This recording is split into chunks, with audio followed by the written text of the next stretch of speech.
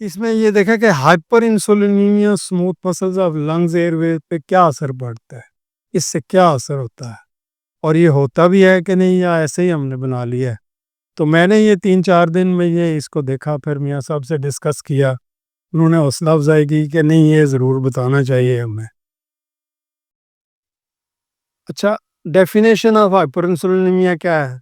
आपको ताहिर चौधरी साहब ने भी, बाकी सारे लोग आजकल हम यही बताते हैं कि हाइपर इंसुलिनीमिया है क्या।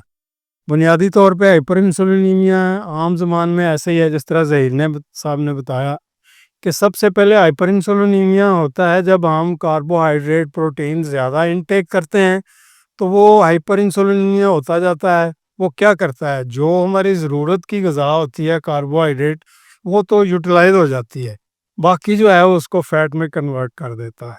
तो फ़ैट में कन्वर्ट करने के बाद सबसे पहले फैटी लिवर, फिर आप की ओबेसिटी, फिर आप प्री डायबिटिक, फिर डायबिटिक, फिर और तमाम मेटाबॉलिक डिजीज़ जिस तरह शुरू होती हैं। तो ये है इसका। इंसुलिन रेजिस्टेंस कब शुरू होती है? जब आप हाइपर इंसुलिनीमिया के अगली स्टेज पे जाते हैं तो इंसुलिन रेजिस्टेंस शुरू हो जाती है, फिर आपकी शुगर बाहर आना शुरू हो जाती है। फिर आप कहते हैं जी मैं प्री डायबिटिक हूँ या डायबिटिक हूँ। रेलेवेंस टू रेस्पिरेटरी हेल्थ से क्या है, इसका तल्लक क्या है रेस्पिरेटरी? अब आप देखें excessive insulin contributes to systemic inflammation.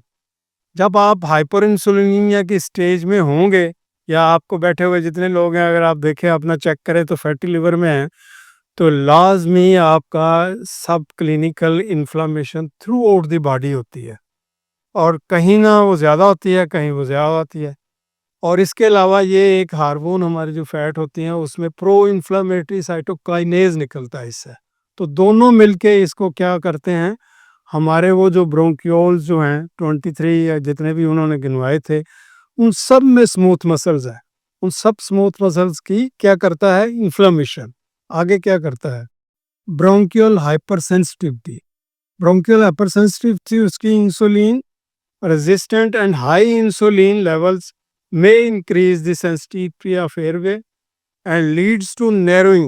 अच्छा, जब वो मसल स्मूथ मसल पे इफेक्ट करे या हाइपर इंसुलिनीमिया तो क्या करेगी, वो मसल को तगड़ा करेगी, मोटा करेगी उसको, और वो एयरवेज को नैरो कर देगी आगे। अच्छा, उससे क्या होता है, अल्टर्ड लंग फंक्शन शुरू हो गया, reduce lung volume and air flow obstruction शुरू हो गई।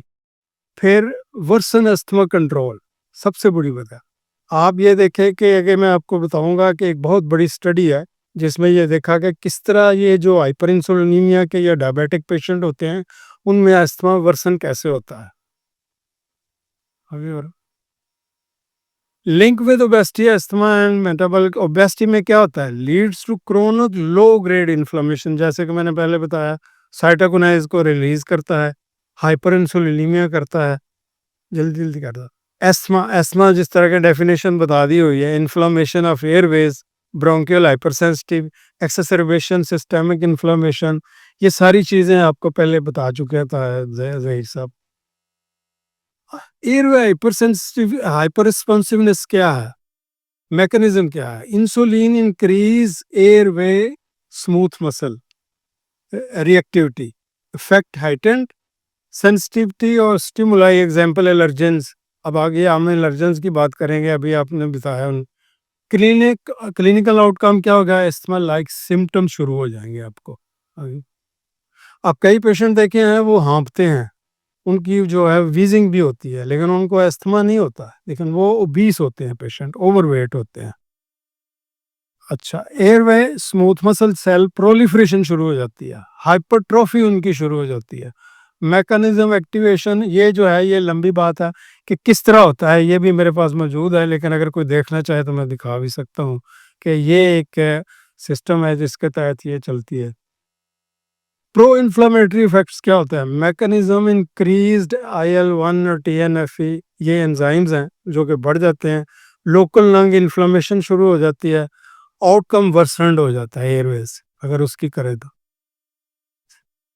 Impaired ब्रोंकोडायलेटेशन, mechanism disruption, beta 2 androgen जो हैं, रिसेप्टर्स जो हैं, इन पे असर होता है, fact reduce smooth muscle relaxation.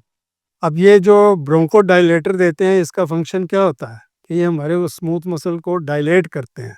और अगर आपको ये चीज़ है, हाइपerinsulinemia है, तो ये आपकी डायलिटेशन में भी आपको करेगा, आपको ज़्यादा डोज लेनी पड़ेगी।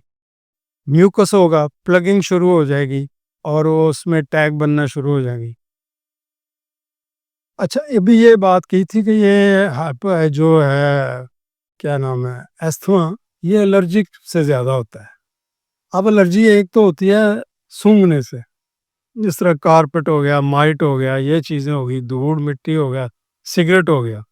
एक एलर्जन जाता कहाँ है, इस पे कभी बात नहीं हुई या बहुत कम बात होती है।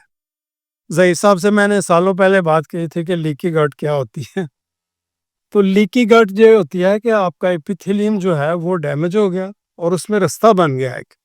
वो रास्ता बनने पे डायरेक्ट फ्लो जो है ब्लड के अंदर, आपके जितने एलर्जेंस हैं, फंगस है, जितने भी वो इम्यूनो रिप्रेसेंट जो है वो शुरू हो जाएगा। और अक्सर आपने देखा होगा कि पेशेंट कहता है कि जी मैंने ठंडा पानी पिया था, मैंने लस्सी पी थी, मैंने बोतल पी ली तो मेरा सांस खराब हो गया, मुझे खांसी लग गई। वो यहाँ से एलर्जेंस जाते हैं, वो जहाँ से इम्यूनिटी शुरू होती है आगे।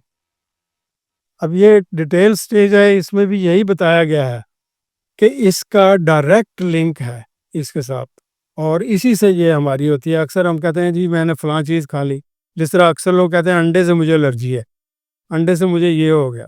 तो अंडे से एलर्जी बेसिकली टोटल अंडे से नहीं होती, वो होती है एलर्जी प्रोटीन एलर्जी। अगर आपके पास कोई पेशेंट आता है तो कहते हैं मुझे अंडे से एलर्जी है, तो बाय द वे मैं आपको बता रहा हूँ, उसे कहीं वाइट ना खाओ, येलो खाओ, कभी एलर्जी नहीं होगी, क्योंकि वो कम्बो है, उसमें फैट भी मौजूद है और प्रोटीन भी है। आगे, लीकी गट एलर्जेंस या एलर्जिक एस्थमा, ये बहुत मशहूर है। अब आप इस पे बात हो रही है कि कैसे करना चाहिए इसको, ये थोड़ी सी मैंने डिटेल कलेक्ट की थी, तो मैंने कहा आप दोस्तों को भी बता दूं कि जितने लोग हाइपर इंसुलिनीमिया के हैं, फैटी लिवर के हैं, ये सारे इसमें आते हैं और उनका सांस खराब होता है।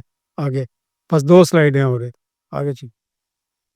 अच्छा, समरी क्या है, ओवरव्यू मैकेनिज्म एएचआर परफॉर्मेंस, जिस तरह मैं थोड़ी सी बता चुका हूँ बात। आगे, टाइम की कमी की वजह से मैं ये रेफरेंस क्या है, ये जो रेफरेंस है उसमें, और एक और बड़ा रेफरेंस जो मैंने अभी बात की थी। आगे जी, ये कोरिया में ना एक स्टडी हुई थी 1,60,000 पेशेंट पे, 1,60,000 पेशेंट पे हुई थी। तो जो नंबर 1 जो नेफल्ड के पेशेंट थे, non alcoholic fatty liver syndrome के जो पेशेंट थे, तो उनमें ये चीज़ दूसरों से 45% ज़्यादा थी। वो नेफल्ट तो नहीं है, तो नेफल्ट कैसे होता है? हाइपर इंसुलिनीमिया से। ओबेसिटी किससे होती है? हाइपर इंसुलिनीमिया से। या डायबिटीज़ कैसे होती है? इंसुलिन रेजिस्टेंस से।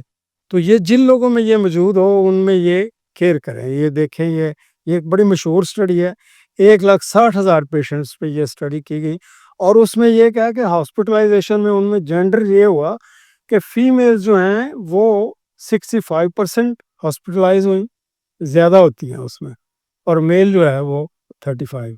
तो ये भी ध्यान में रखें। अकेडमी ऑफ फैमिली फिजिशियन का आजकल स्लोगन भी यही है कि आओ सब मिलके पाकिस्तान से, अपने मुल्क से, अपने लोगों से, अपने दोस्तों से, रिश्तेदारों से ये मेटाबॉलिक डिजीज़ को ख़त्म करें, और हम कर सकते हैं with the help of our commitment. Thank you very much.